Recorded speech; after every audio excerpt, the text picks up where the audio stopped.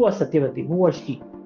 So Satyavati is a person many people may have heard about, but the problem is, especially most people today, they would have seen the Mahabharata on TV, and so their knowledge about the Mahabharata is mostly based on the TV serial. And in the TV serial, there is not too much of scope for Satyavati because she comes during the very early period. So who was she actually? So Satyavati, this is an interesting fact which many people will not know. She was actually a royal. She was the daughter of Vasu Uparichara. He was called as Uparichara because he had power wherein he could chara or move on the top through the skies. So he was the king of the Chedi Empire, and she was born from a fish. But unfortunately, what happens? There is a Gandharva by the same name Chitrangada. He challenges Satyavati's son for a fight. They fight for a very long time, and Satyavati's son is killed. So he dies, and then there is a younger son who is called as Vichitravirya, who has to become the next king. The problem is he's a minor. He's not a major. He's a child. So, but he has to ascend the throne because there is no king. So that is when we see Queen Satyavati. So Queen Satyavati takes over. So she becomes the queen, and in fact, this is the first instance of a woman ruler of India. So her husband is dead, the eldest son is dead, there is a minor son who cannot rule. So in his name, Satyavati becomes the ruler of Hastinapura. She sits on the throne, and she doesn't have much of a problem about what to do, how to do things, because she has Bhishma's support. So Bhishma, as we know, is a very great warrior. He's a very wise man because he has been trained by none other than Parshurama. So he's there to help her. So together they rule Hastinapura, and Satyavati is the queen. So this is the first instance of a woman queen. Very interestingly, if you go to websites like Google and you search saying that who was the first queen of India, so it says Razia Sultan, so which we know is quite laughable. So the first instance of a woman becoming a queen and sitting on the throne of a kingdom was that of Satyavati. An analysis of Satyavati. So Satyavati, like I said, was a very strong woman. So she was very clear about her aims. She knew what she wanted in life, and she went about getting it. So she did not have any fear that there is a great sage Parashara in front of me. So how can I place demands in front of me? Or Shantanu is the king of Hastinapura, the greatest empire in the world. So how can I, aggressively make demands to him? She has no fear. She is very strong. She is very clear about what she wants. So because of this aspect, people consider her selfish. Plus, she was not scared to fight for her rights. She fought for her rights with a great sage like Parashara. She had no fear in her heart. So she was very clear. Now she is called as selfish because she wanted something and she got it. So she is called selfish. But this is not true because there was a purpose why she asked it. One is, of course, she had to protect her rights. As a woman, as a human being, she has rights. So she has every right to protect herself. So she did that, and she also thought about the future. So from Parashara, she did not say that, see, I am living in a fisher hamlet, wherein probably she lived in a hut by the river. She didn't say that I want a palace for myself. She said that I want a son who is as wise as you. She didn't say that I want my son to be wealthy, to be a king, to be a great warrior or anything. She said, I want a son who is as wise as you. Right? So she had thought about the future also during this time. It was not just about herself. She thought about other things too. So she ensured that her son Vyasa became a great scholar, and this was, an event that changed the course of the epic, because Vyasa was the one who later on wrote the Mahabharata, and he also makes very important interventions. Like we saw, he comes for the Niyoga. Without that, Dhritarashtra and Pandu would not have been born. Then he comes and ensures that Gandhari has children.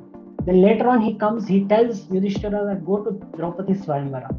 So like this, at many stages he comes and he plays a very, very important role in the Mahabharata.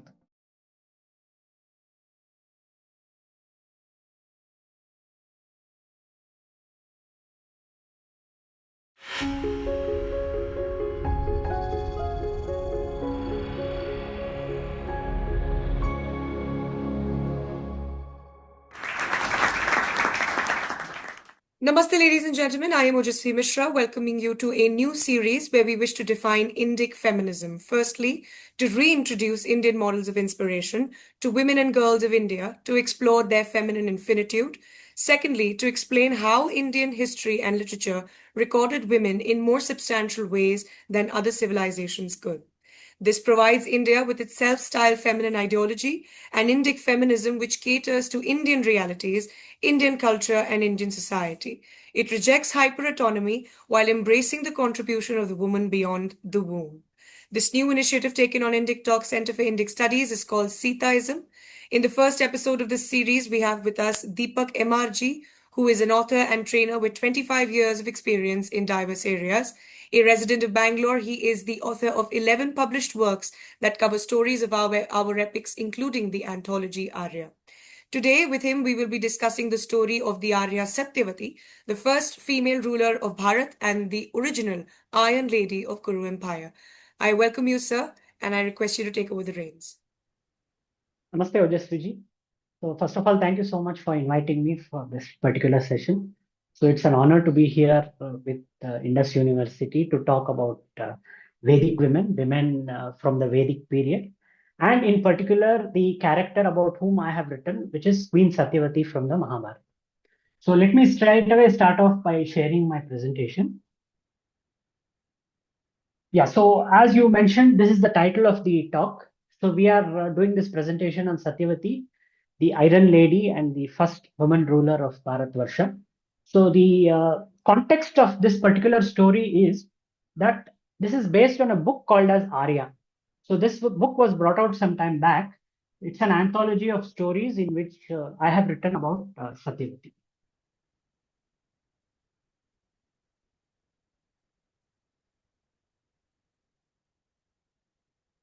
So this is about Aarya. So the book is an anthology, which is a collection of stories.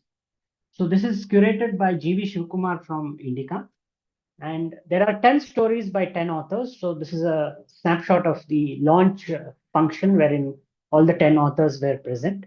So there are stories about various characters from the Mahabharata, like Subhadra, Gargi, Madhavi, Shakuntala, and other such famous characters whom people are aware about.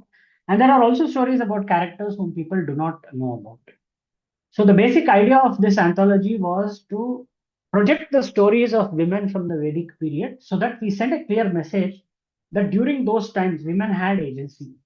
They were not weak, helpless, and most importantly, they were not suppressed because there is a tendency to say that during those times women did not have a voice, they were suppressed. So they had no power, they couldn't do anything.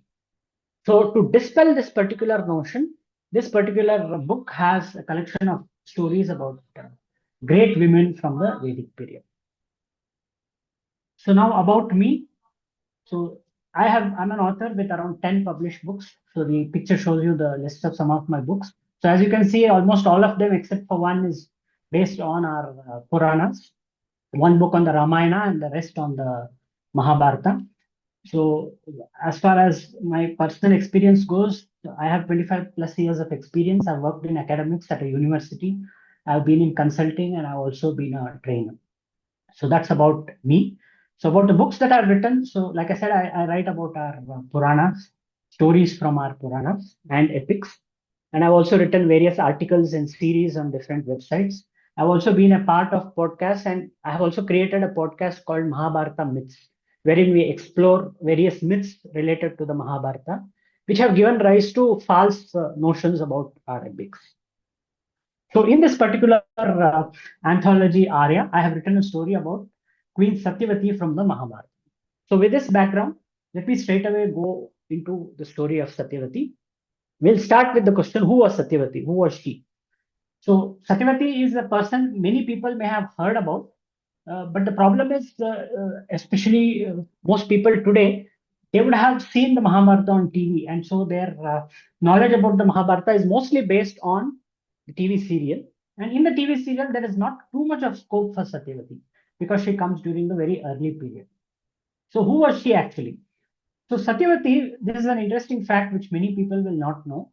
She was actually a royal. She was the daughter of Vasu Uparichara. He was called as Uparichara because he had power wherein he could chara or move on the top through the skies.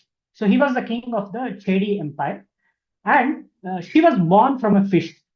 So there is a very interesting story. Seed was planted, fell down into the river, and there was an apsara in the form of a fish. So through this fish, there were two kids born. One was a boy, and the other was a girl. So Vasu kept the boy with himself so that he could be his successor, and he gave away the girl to a fisher king because it was the fisher king who had caught that fish and who found the two babies.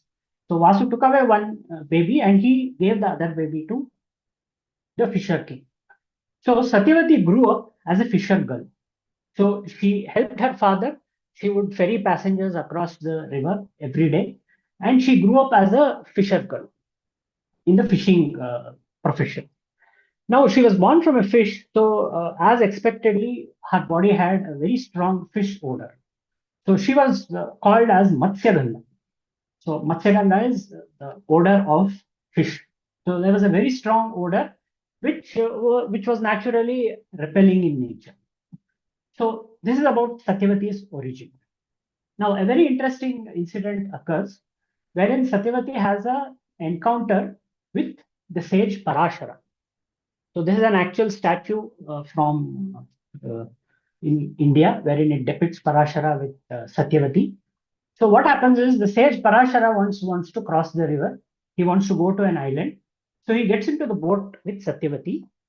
Now, when he sees Satyavati, he expresses his desire for her. So now there is a question which people would ask that here is a great sage who has obviously great control over his senses.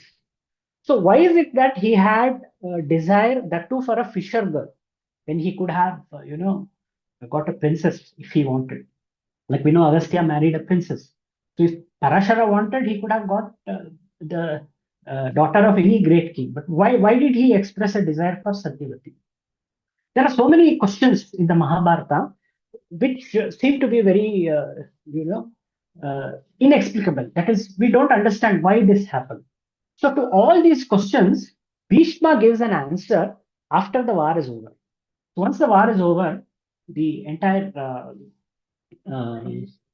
Pandavas go to Bhishma. He's lying on the bed of arrows, and Yudhishthira is very grief-stricken. So he's like, it all happened because of me. I want to give up everything. I want to give up the throne and go away. So then Bhishma tells him, don't blame yourself. He says, in fact, you don't even blame Duryodhana for it because everything was destined. So destiny is an important concept that Bhishma introduces, which explains many of the things that happened in the Mahabharata. It was all predestined. Certain things had to happen. Now, why it had to happen? There is a concept called as Bhumi Baraharana. So basically, what happened? Bhumi Devi, Mother Earth, had a burden, very heavy burden, because of the evil asuras and evil kings over the years. So Bhumi Devi went to Brahma and said, "You must help me, relieve me of this burden. The bhara on me must be taken away, Harana." So then Lord Vishnu decided to take avatar on earth and relieve the burden of goddess Bhumi Devi. So that is how Vishnu took various avatars, and all this happened with the objective of ridding evil on earth. So in the earlier eras, it was Rakshasas who had to be got rid of. In this particular era, there were kings who were evil who had to be eliminated so that there is goodness is restored on earth. So for this particular purpose, all the events of the Mahabharata took place. It was all predestined. So that's why Parashara went to Satyavati, because he knew what would happen. So once Parashara expressed his desire, now Satyavati was an ordinary fisher girl, and here was a great sage. So naturally, she could not refuse him. So she agreed, but she had some conditions of her own. Now, we must look at this, examine this issue very carefully. So here is a fisher girl who is from a poor background, who probably doesn't have that much of an education, and there's a great sage in front of her. So naturally, anyone will get scared. So we will see that in a little bit time later when we talk about the princesses of Kashi and Bhishma. So here Satyavati could have got scared, but she was very bold And she was very clear in her mind. So she said, I'm going to agree to your condition, but I have my own condition. First is that I want my maidenhood to be restored. So after I have an encounter with you, because she knew that she would have marry a king in the future. Now, how did she know that? Because her father, Vasu Parichara, had told this to the king of the fishers, that my daughter is destined to be married to a great king. So Satyavati also knew that. So she wanted to be ready to be able to marry a great king. So she put a condition to that to the sage. The sage agreed to them. And then she said, we are going to have a child from this particular relationship. Now, I want the child to be as wise as you, Parashara. So that was the second condition she put. And the third condition was she was naturally upset about her body odor. She said, I want this fish odor to go away and I want a pleasant odor to be replaced. So all the three boons were granted by Parashara, and the fishy odor from her body left, and she had a very pleasant odor. So it was so pleasant that she was henceforth called as Gandhavati or Gandhakali. And she was also known as Yojana Gandha. Yojana is approximately a mile. It's a unit of measurement in those days. So her body smell was so fragrant that up to 1 yojana people could smell. So naturally, that made her more attractive. So anyway, the alliance with Parashara took place, and Satyavati gave birth to a child. So all this happened by the sage's miracle. So it happened immediately, and the sage also, as per the story, the child grew up instantly. Now the child was born on an island, a dvipa, and was known as Dvaipayana. So the child was dark in color, so he was called as Krishna Dvaipayana. And when he grew up, he compiled the Vedas. So he was known as Veda Vyasa.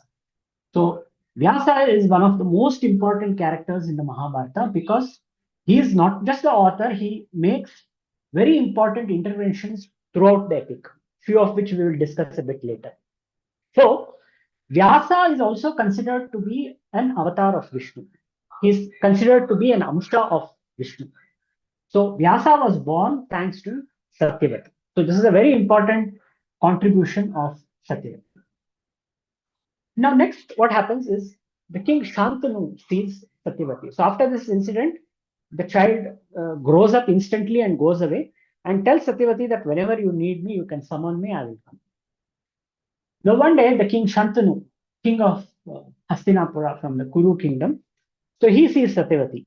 So naturally, her fragrance attracts Shantanu to her. Now, Shantanu was married earlier. Most people know the story. He was married to Ganga, who tried to kill their children because of a curse that had to be redeemed. So Ganga deserted Shantanu because he questioned her on why she was doing this. So the king was lonely, so he saw Satyavati and he fell in love. He wanted to marry her. Now her father, the fisher king, put a condition.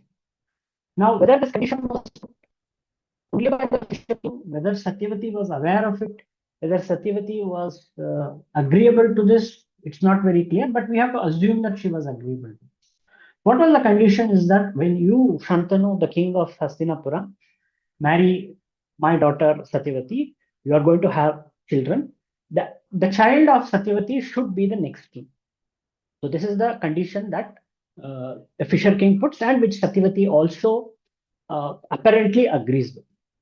Now, this is something which has led many people to call Satyavati as a selfish lady. So the general opinion about Satyavati in among most people, based on what they read and various analysis which is done of the Mahabharata, projects Satyavati as almost an evil lady, selfish, and who wanted to do whatever she had decided without caring for others. That's the kind of image she unfortunately has.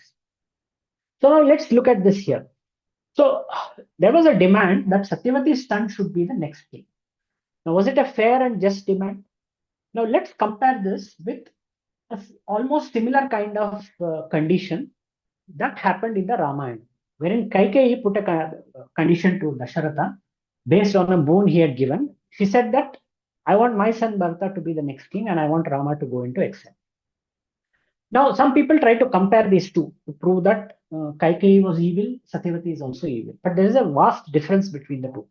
Now, in the first case, Dasharatha was married to Kaikeyi. He had given wounds to her. So he was obliged. He had no option but to follow it.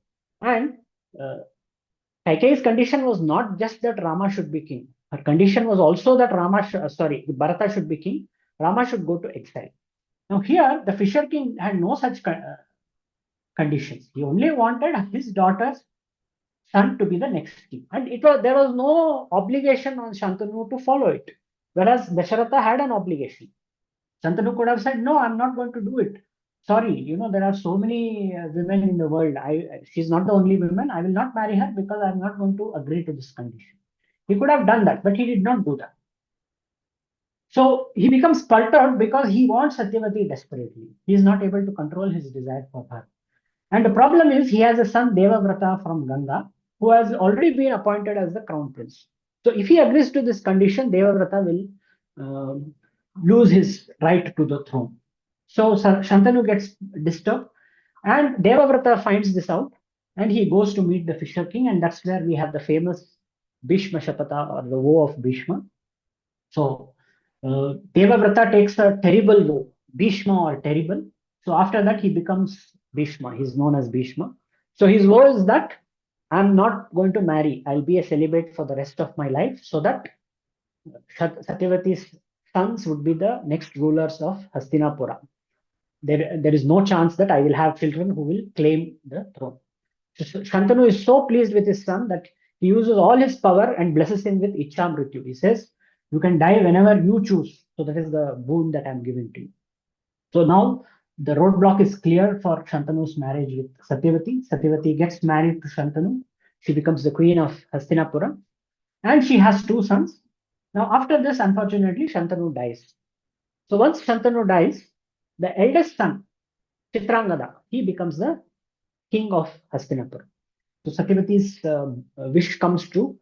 She and her father wanted Satyavati's son to be the next king, and it happens. But unfortunately, what happens? There is a Gandharva by the same name, Chitrangada. He challenges Satyavati's son for a fight. They fight for a very long time, and Satyavati's son is killed. So he dies, and then there is a younger son who is called as Vichitravirya, who has to become the next king. The problem is he's a minor. He's not a major. He's a child. So, but he has to ascend the throne because there is no king. So that is when we see Queen Satyavati. So Queen Satyavati takes over. So she becomes the queen. And in fact, this is the first instance of a woman ruler of India. So her husband is dead. The eldest son is dead. There is a minor son who cannot rule. So in his name, Satyavati becomes the ruler of Hastinapura. She sits on the throne, and she doesn't have much of a problem about what to do, how to do things, because she has Bhishma's support. So Bhishma, as we know, is a very great warrior. He's a very wise man because he has been trained by none other than Parshurama. So he's there to help her. So together they rule Hastinapura, and Satyavati is the queen. So this is the first instance of a woman queen. Now, very interestingly, if you go to websites like Google and you search saying that who was the first queen of India, so it says Razia Sultan, so which we know is quite laughable. So the first instance of a woman becoming a queen and sitting on the throne of a kingdom was that of Satyavati. So there are many other queens who come after that, but the first instance is that of Satyavati. So she does not rule only after the death of her husband. She rules at multiple times, as we will see. Now, a king called Ugrayuda, he eyes Satyavati and the Kuru kingdom. Now, Ugrayuda is the king of Panchala. So he sends a message to Satyavati that you hand over your kingdom to me. You also come to me, so I will give you a son who will rule both our kingdoms. So Bhishma is wild with anger. So he goes and fights with Ugrayuda and kills him. And then he installs Prishata on the throne of Panchala. Now, Prishata's son is Drupada, who later on, as we know, fathers Draupadi, and he becomes a very important ally for the Pandavas. So the history of this happens at this time, wherein Ugrayodha is removed from Panchala and Prishata becomes the king. So Bhishma ensures that Hastinapura is a very strong ally in Panchala. Then subsequent to this, Vichitravirya, the young boy, he comes to marriageable age. So now he has to get a wife or wives as per the custom of those times. Now the king of Kashi is organizing a Swayamvara for his daughters. So he has three daughters. So he's organizing a Swayamvara, but for some strange reason, he ignores Hastinapura. He does not send an invite. So Bhishma is angry. He goes there and claims the three princesses on behalf of his stepbrother. He says, I'm going to take them away. So during those times, there were different types of marriages. One of them is where you use force and take away the bride after defeating the rivals. So there is a battle. He defeats all his opponents and takes all the three princesses back. So once he does that, Vichitravirya marries two of them, Ambika and Ambalika. Now there is one more third princess called as Amba. So we all know this story. So she says, I don't want to marry Vichitravirya because I have promised to marry Shalva. So Bhishma says, you go and ask Satyavati, whatever she decides is fine. So now we know the image of Satyavati as a very cruel and selfish queen. So she could have said, nothing doing, you have to marry Vichitravirya. She doesn't do that. She says, okay, Bhishma says that you want to marry Shalva, you are free, you can leave. Now, unfortunately, as we know, Shalva refuses to marry Amba. So there is a very long story after that. So finally, Amba says that Bhishma, you only must marry me because you abducted me. Bhishma says, no, I have taken an oath that I will not marry, so I can't marry. And finally, Amba dies. She's reborn as Shikandi, and Shikandi becomes responsible for Bhishma's death. So this is a long story which happens later. So meanwhile, Ambika and Ambalika, the two princesses of Kashi, they become the queens of the kingdom. And Satyavati is still ruling because her son is just come of marriageable age. Now, Satyavati falls into a dilemma because her son dies again. Her second son also dies. So this is very sad because Satyavati and her father wanted her sons to rule Hastinapura. So she had two sons. Now both of them are gone. So there is no one left. So the great kingdom of Hastinapura is without her heir. Now this is a very difficult situation because you have a woman ruling and you have many great kings. For example, you have Jarasandha, who is a very powerful king. Then there is Shalva. So there are many such kings who can make a move and try and attack Hastinapura in such a situation. So such a big kingdom cannot be without a heir. So then Satyavati decides that Bhishma should take over the throne. Now let's see this particular aspect. This is again very interesting. So there are allegations that Satyavati was selfish. Okay, she sacrificed Bhishma's rights to the throne just to fulfill her selfishness and to make her children the next king. But then when she realizes that is now not possible, she has no hesitation in calling Bhishma back. Because it was not she who deprived Bhishma of his kingdom. It was Shantanu's desire for Satyavati that led to this situation. So anyway, she calls Bhishma and says, now you must sit on the throne and you marry, because you have all the capabilities of doing it. Marry Ambika and Malika, have children and you sit on the throne. Now Bhishma says, no, I cannot. I have already taken a oath. So he says, the sun can stop shining, the river can stop flowing, but my oath is final. I'm not going to break it. So there is a major dilemma now. Bhishma is not ready to sit on the throne. The kingdom needs an heir. What to do? Then Bhishma then advises Satyavati that you can use the principle of niyoga, wherein someone else can come and father children through the princess. So this is allowed by the scriptures. So who should do it? Someone who is learned, someone who is wise, a brahmana who is well versed in the scriptures, and who has no desires in his heart or who has no emotional connect. He should just do it as a task, father children and go away without considering that the children born are his children. So then Satyavati decides to summon Vyasa. She also tells Bhishma about her past, about the birth of Vyasa.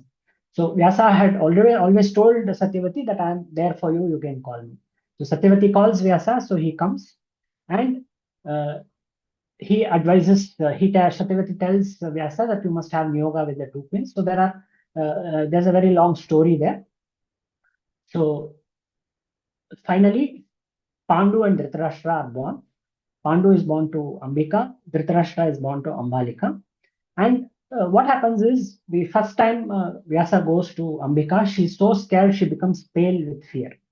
So then the child born is Pandu, who has the Pandu Roga, who becomes pale. And then when it comes to Dhritarashtra, Ambalika is so scared that she closes her eyes. So the child born becomes blind. So then Satyavati insists that Vyasa go for a third time. So Ambika gets so scared that she runs away and she sends her servant instead of her. So the child born to the servant is Vidura, who is a very wise man, who is incidentally none other than Dharma, the god Dharma, who had been cursed to be born on. So Vidura becomes one of the sons of Vyasa, and he becomes prime minister of the kingdom later. So now, what happens next? So next, Pandu, Satyavati keeps ruling because they are still children. Pandu and Dhritarashtra are still children. Now, Dhritarashtra is blind, so he cannot rule the kingdom. So Pandu becomes the king. So he's a great king, even though he has the Pandu Roga or disease. And he conquers the world. He carries out a Digvijaya. He conquers the world. He becomes a great king. But unfortunately, he becomes the victim of a curse because he kills a sage who was as a deer. And he decides to go away to the forest. And Dhritarashtra becomes the king. So Pandu is in the forest. Dhritarashtra is ruling. Now, both of them had got married before this. Dhritarashtra was married to Gandhari. Now, unfortunately, Gandhari is not able to conceive, and she's so frustrated that she hits her stomach, and there is an aborted fetus. Now, prior to this, when Gandhari could not conceive, Satyavati once again summons Vyasa, who blesses her, saying that you will have children. But then the child is dead. So she asks Vyasa, Gandhari asks Vyasa, so you promised me, but what happened? He says, my words can never go true. And we know the story wherein he breaks up the fetus into 100 parts. So she says she wants a daughter, so he breaks it up into 101 parts. He puts it in pots full of ghee so that the environment will be just like a mother's womb. So the ghee nourishes the embryo. And he says after 1 year open it, and that's how Dhritarashtra has 100 children. So in the meanwhile, Pandu also has 5 sons, and he dies in the forest. And the 5 sons, come to Hastinapura. So now we know what happens after that. So Duryodhana is upset because Duryodhana is the eldest son of Dhritarashtra. So he always wanted to rule. So he was clear that he wanted to rule Hastinapura because he believed that it was his kingdom. So there is animosity between the Kauravas and Pandavas. So Duryodhana tries to kill Bhima, and so many such incidents happen. Now Satyavati is very disturbed. Vyasa comes to her. He says that the situation is not good. So both of these children are going to grow up. They are going to become enemies, and there will be a time when they will wage war against each other. So Satyavati says, I don't want to see that. So Vyasa tells, you should not see that. It's time for you to leave the world. So during those stages, there were different ashramas, as we know. So Brahmacharya, Grahastha, Sannyasa, and so on. So the Vanaprastha was the final stage of life wherein a person goes to the forest to prepare to leave the world. So Vyasa tells Satyavati that this stage has arrived. You have to leave to the forest. So she goes, Ambika and Ambalika also go with her. Now, there is a notion, there are some stories which show that Satyavati forced Ambika and Ambalika to agree to the Niyuga. So, it is natural to assume that both these princesses would be upset that they have to have children through someone else, through a sage who has come from the forest. So, they would be upset, but Satyavati forced them to do that. So, that is the popular notion. Now, if that was the case, then Ambika and Ambalika would definitely not like Satyavati, and they would refuse to have anything to do with her. But we see that Ambika and Ambalika accompany Satyavati. They say that if you are going to the forest, I'm also coming with you, because we also don't want to stay here and see our children, our grandchildren fight each other and kill each other. So they have respect for Satyavati, which is why they go to the forest with her. And finally, they spend the rest of their lives in the forest. Satyavati spends her life in penance, and finally she gives up her life and she attains heaven. So this is the story of Satyavati in brief. So now I have presented this story in my book Aarya. So I have presented it in, like I said, in a as a retelling. So I have added certain fictional elements that do not deviate from the main story of the epic. So by doing so, I have tried to bring out the character of Satyavati in a proper perspective. Because, like I said, the popular perception is that Satyavati was selfish, she was evil, she would not hesitate to do anything to get whatever she wanted. But the reality is something different if you read between the lines in Vyasa's epic. So Satyavati had a very important role to play and she did it in a very proper way. So I have tried to present her story so that readers will get to understand about Satyavati in a right way. So the story of Satyavati has been presented by me in this book. So now an analysis of Satyavati. So Satyavati, like I said, was a very strong woman. So she was very clear about her aims. She knew what she wanted in life and she went about getting it. So she did not have any fear that, there is a great sage Parashara in front of me. So how can I place demands in front of me? Or Shantanu is the king of Hastinapura, the greatest empire in the world. So how can I, aggressively make demands to him? She has no fear. She is very strong. She is very clear about what she wants. So because of this aspect, people consider her selfish. Plus, she was not scared to fight for her rights. She fought for her rights with a great sage like Parashara. She had no fear in her heart. So she was very clear. Now she is called as selfish because she wanted something and she got it. So she is called selfish. But this is not true because there was a purpose why she asked it. One is, of course, she had to protect her rights. As a woman, as a human being, she has rights. So she has every right to protect herself. So she did that and she also thought about the future. So from Parashara, she did not say that, see, I'm living in a fisher hamlet, wherein probably she lived in a hut by the river. She didn't say that I want a palace for myself. She said that I want a son who is as wise as you. She didn't say that I want my son to be wealthy, to be a king, to be a great warrior or anything. She said, I want a son who is as wise as you. Right? So she had thought about the future also during this time. It was not just about herself. She thought about other things too. So she ensured that her son Vyasa became a great scholar, and this was, an event that changed the course of the epic because Vyasa was the one who later on write the Mahabharata, and he also makes very important interventions. Like we saw, he comes for the Niyoga. Without that, Dhritarashtra and Pandu would not have been born. Then he comes and ensures that Gandhari has children. Then later on, he comes, he tells Yudhishthira that go to Draupadi's Swayamvara. So like this, at many stages, he comes and he plays a very, very important role in the Mahabharata. So this happened only because A, he was born because of Satyavati, B, because Satyavati demanded that he should be a great and wise man. So because of this, the story took a very decisive turn. Then she tried to make her sons kings, so which was not wrong because she was the daughter of the king, Vasu Parichara. So there was nothing wrong that she also wanted to be a royal. She also wanted her sons to be kings. So now everybody wants their children to be the next ruler, whether they deserve it, whether they're incompetent, whether they're fools or imbeciles. So everyone wants their children to take over. So there was nothing wrong when Satyavati did this, but unfortunately, this particular aspect is projected to say that, oh, see, she was so selfish. She wanted her sons to be kings. Who doesn't want it? Everyone wants it. Even today, they want it. Every king wanted his son to be the next king. Did Dasharatha want Rama to be the next king?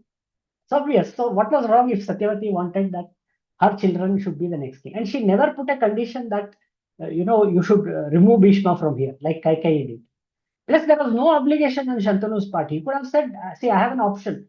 A Satyavati, B Bhishma. He could have said, I choose my son. I don't want you, go away. But it was he who decided that I want Satyavati. So why blame her for this? So this happened. Now, later on, her decision went wrong. Why? Because her sons were dead. So now she's not hesitate to roll back her decision. She calls back Bhishma and says, "You take over the throne." She doesn't say that, "Okay, I have lost everything, so now I don't care. Let anything happen to this kingdom." She doesn't do that because she has the kingdom in her mind. Because every action she took after this was to preserve the Kuru kingdom. So she wanted an heir to rule over the Kuru kingdom because it was the greatest kingdom in the world. Then, when there was no one, she sat on the throne and she took decisions to protect the kingdom. And she tried to make Bhishma the king because it didn't happen. When that didn't happen, whatever next decisions had to be taken, she took that decision. So, in conclusion, if we look at Satyavati, so Satyavati was the first woman ruler of Bharatavarsha, which is a fact which unfortunately is not highlighted today. Like I said, Google will only talk about Razia Sultana. And if you look at other sources, they talk about Queen Didda of Kashmir and all those. But they all came very much later. So Satyavati was the first woman who sat on the throne, and not just of some minor kingdom, but it was of the great Kuru kingdom of Hastinapura. She did this first when her elder son died. Then she did it when her younger son also died. And she did it even after her grandchildren were born, but they were yet to come of age before Pandu took over. So at multiple stages, she sat on the throne of Hastinapura kingdom and she ruled. So that's why it won't be wrong to call her an iron woman. She was born to a king. She was the daughter of a king. But unfortunately, she had to live as a fisherwoman. But finally, she ended up on the throne of the greatest empire and she decided the future of Bharatavarsha. So the future of this country was decided based on our itihasa, and Mahabharata is one of our itihasa. So what happened during the Mahabharata? A very significant role is played by Satyavati and the decisions she took. So this is a fact which is not highlighted much. So she was an iron woman. She took very strong decisions. She had no fear because she knew what she wanted and her aim was clear. She wanted the Kuru kingdom to continue. She did not want the Kuru kingdom to fail. Now, interestingly, another point here, her father was Vasu, the king of Chedi kingdom. Now, later on, he had a son who made another kingdom called Matsya. Matsya because he was Satyavati's brother who came out from the fish, Matsya. Now, Matsya king later on is Virata. His daughter marries Abhimanyu, and their child becomes the next king, final king of Hastinapur. So, see, there's Satyavati's link is there everywhere. So, finally, she never shied away from fighting from her right. Was right. So, this is the story of Satyavati. So, this is what I've tried to present in my story in the book Aarya. So, thank you so much for listening to me. So I'll be happy to talk more about Satyavati, about the book, and any questions that. Thank you so much, sir, for your valuable insight. It was extremely interesting to see how Satyavati lives a full circle in her existence through Mahabharata, especially when her brother's heir takes over the throne of Hastinapur. We will now jump into the question and answer session, and my first question would be that in your pursuit of Satyavati's life and the study that led you to it, how do you think that the way Indian history and Indian literature encapsulates a female personality is different from that which is in the rest of the world? Yeah, now the answer to your question is that Satyavati was a very unique character. There was none like her in India. So if we are looking at some kind of comparison, maybe with Elizabeth I in Great Britain. So I mean, she had that caliber. Of course, Elizabeth I was a independent ruler. She was not independent; she was dependent on Bhishma. But still, if we are looking for an equivalent, something like that, she had the same kind of courage, and she was an iron woman, as I pointed out. She would take very strong decisions that may look to be bad, that may look to be selfish, but in the long run, these decisions played a very important part in defining the history of our country.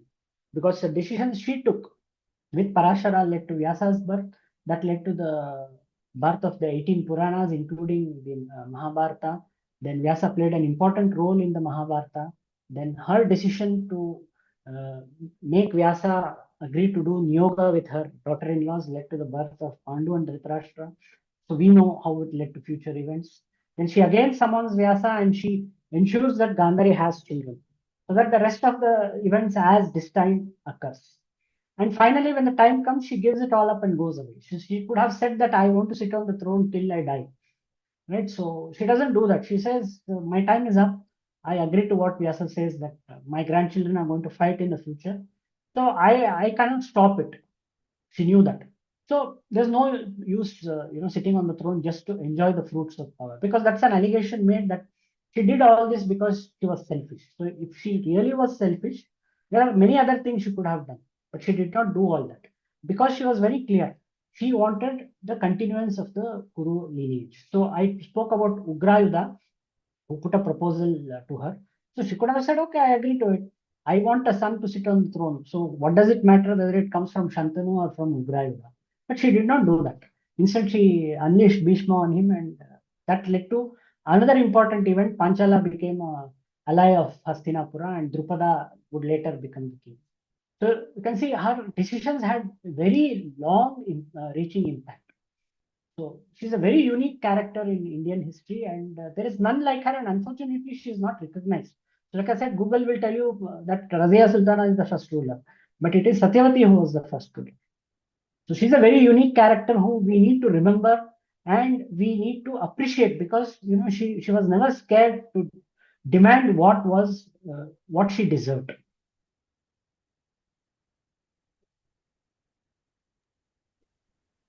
So finally, this whole series talks about how Indic feminism should be looked at from the lens of Sita, and we're trying to coin a term called Sitaism. So I would want to understand what is your interpretation of the term, and if there is any particular story of Sita that has stayed with you. Yeah, see, when we talk about Sitaism and we try and look at this particular concept from Satyavati's story, so we can see that Sita also took many strong decisions.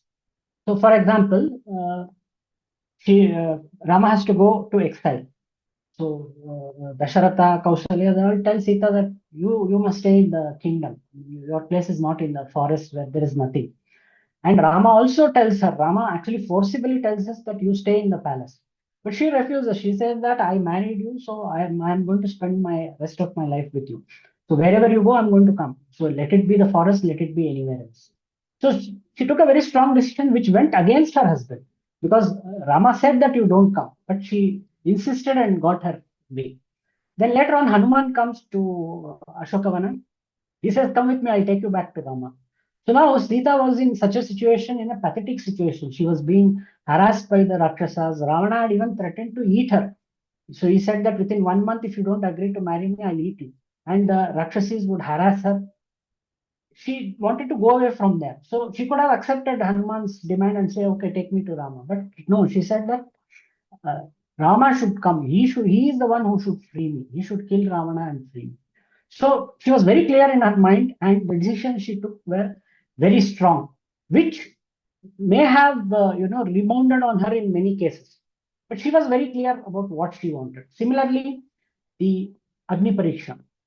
First time she agrees. Second time she says no. She says, I'm going to go back to Mother Earth. So now, Sita, second time, that is, of course, if we accept that the Uttarakanda is a part of Ramayana, which many people dispute, anyway, accepting that it's a part of Ramayana. So she was again in the forest with her children, growing up in an ashrama of Valmiki. So she could have said, I could go back to the kingdom. I could once again, sit on the throne with Rama. My children, I could take care of them. I could live with them for a long life.